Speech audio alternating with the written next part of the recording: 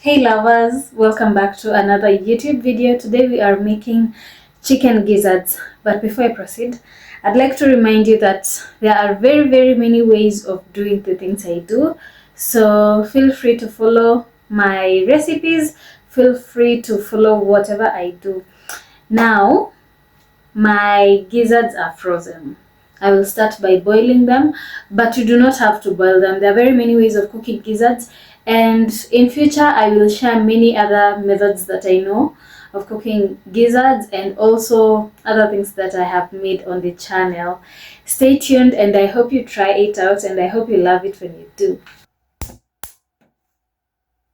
Whenever you're boiling meat, it's always advisable to add your spices at this point so that you can enhance the flavor. I don't know about you guys, but have you ever noticed that different shapes of onions have different tastes? If you have never noticed that, maybe starting today, you will notice it. Another trick is if you are not in a position to make ginger garlic paste, you can actually do it using your own knife. Just follow what I am doing. However, this process can be quite tiresome or boring, but it is very fulfilling.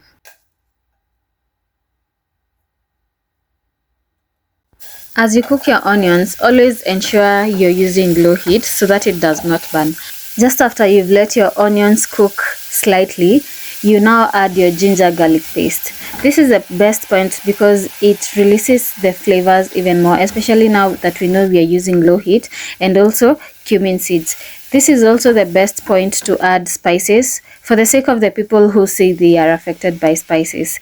For this case, my tomatoes did not cook down to a paste, so I decided to blend them. It made my meal even better, but you do not have to do this step.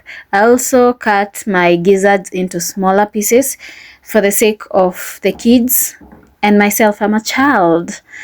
And I also added the pepper at the end and also dhania. This was so flavorful. I hope you try. Bye.